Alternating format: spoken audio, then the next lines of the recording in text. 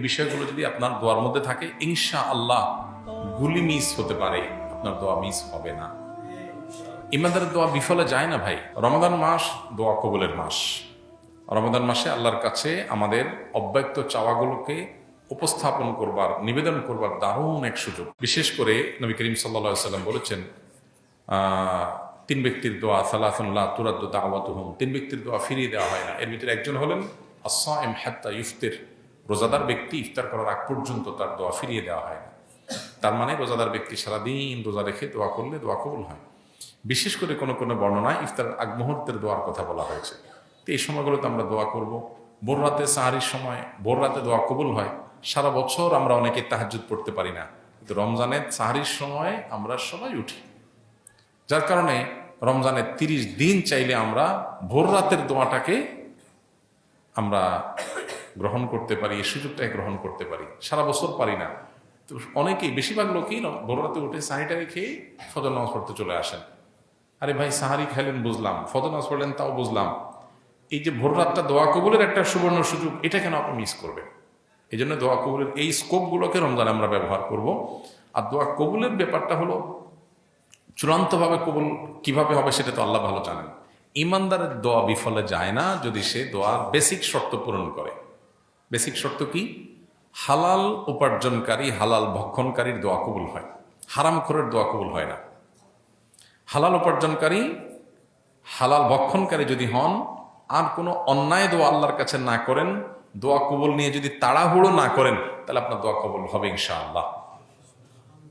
দোয়ার এই বেসিক শর্তগুলো যদি মেনটেন করেন, হালাল উপার্জন, হালাল ভক্ষণ থাকবে, আগে যদি থেকেও থাকে হারাম, তওবা করে সেখান থেকে ফিরে আসবেন, তাহলে 1 নম্বর শর্ত পূরণ করলেন। 2 নম্বর, অন্যায় কিছু দোয়ার মধ্যে চাইবেন না, দোয়ার মধ্যে খারাপ কিছু চাইবেন না। আপনি একটা মেয়ের সাথে হারাম সম্পর্ক করতে চান, বলতে চান আল্লাহ এটার আমি পটাইতে চাই, তাহলে এটা কি হবে? এটা হারাম দোয়া হবে। এটা আল্লাহর সাথে রীতিমতো বেয়াদবির শামিল। একটা অপকর্ম করবেন, আবার আল্লাহর কাছে এটা দোয়া চাচ্ছেন, মানে জঘন্য একটা বিষয়। এখন কেউ কোনো অন্যায় কাজ, হারাম কাজের দোয়া করলে সে দোয়া কবুল হওয়ার সম্ভাবনা নাই, বরং সেটার কারণে তার গুনাহ হতে পারে যদি সে হারাম কাজের দিকে পা বাড়ায়। তো এই জন্য দ্বিতীয় শর্ত হলো অন্যায় কোনো দোয়া করবেন না।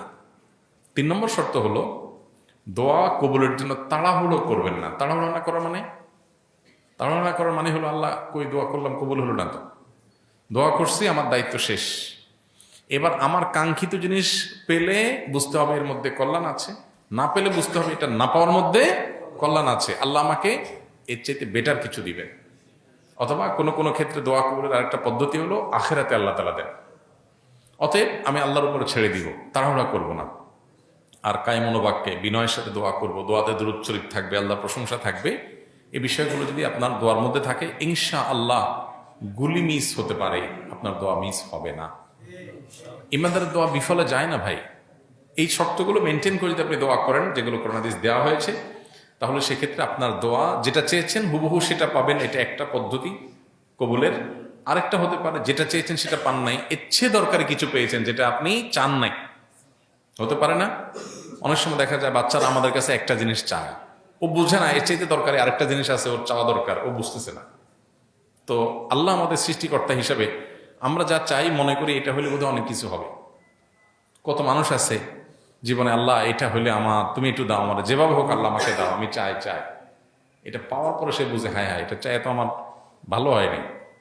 তা আমরা তো ভবিষ্যৎ জানি না, এই জন্য আল্লাহর উপর ছেড়ে দেওয়া। যা চাইলাম তা পাইছি, এটা একটা কবুলের মাধ্যম। কবুলের আরেকটা উপায় হলো যা চাইছি সেটা না পাই ভিন্ন কিছু পাইলাম যেটা আমি চাই না, আল্লাহ সেটা আমাকে দিয়েছেন, এই দোয়ার মাধ্যমে দিয়েছেন। 3 নম্বর হলো যা চাইছি এটার বিনিময়ে দুনিয়ায় কিচ্ছু পাইলাম না, কিন্তু এটার বিনিময় কোথায় পাওয়া গেল? আখিরাত। তো সেটা পাওয়ার পরে বান্দা আরো খুশি হয়ে যাবে, আল্লাহ সুবহানাল্লাহ, আপনার কাছে যা চাইছি তার চেয়ে বেশি পেয়েছি। তো এই জন্য দোয়া কবুলের জন্য শর্তগুলো মেনটেন করে রমাদানে হোক রমজানের বাইরে হোক আমরা দোয়া করে যাব, এবং দোয়া কবুলের সুধারণা আল্লাহর প্রতি রাখতে হবে। হাদিসে কুদসিতে আল্লাহ সুবহানাহু ওয়া তাআলা বলেছেন, আনা ইনদা জন্নে আবদি বি, আমার বান্দা আমার প্রতি যেমন ধারণা করে আমি তার সাথে তেমন আচরণ করি। অতএব দোয়া কবুল হবে এই সুধারণা আল্লাহর প্রতি রেখে দোয়া করতে হবে। অনেকে মনে করেন যে আমি গুনাহগার মানুষ, আমার দোয়া কি কবুল হবে? এটা হলো শয়তানের ওয়াসওয়াসা। আমি গুনাহগার, দোয়া কবুল হবে না, এরকম কথা বলা হয়েছে নাকি কোথাও? শয়তান আল্লাহর কাছে সুযোগ চাইছে যখন আল্লাহ নির্দেশে, আদমের সম্মানার্থে আল্লাহ নির্দেশে সিজদা করে নেই, বলছেন যাও তুমি বিতাড়িত, জান্নাত থেকে আল্লাহ বের করে দিয়েছেন। অথচ সেই যে শয়তান আল্লাহর কাছে হায়াত চাইছে কেমন পর্যন্ত, আল্লাহ হায়াত দিয়ে দিয়েছেন। তাহলে শয়তানের দোয়া যদি আল্লাহ কবুল করেন, আমারটা কেন কবুল করবেন না?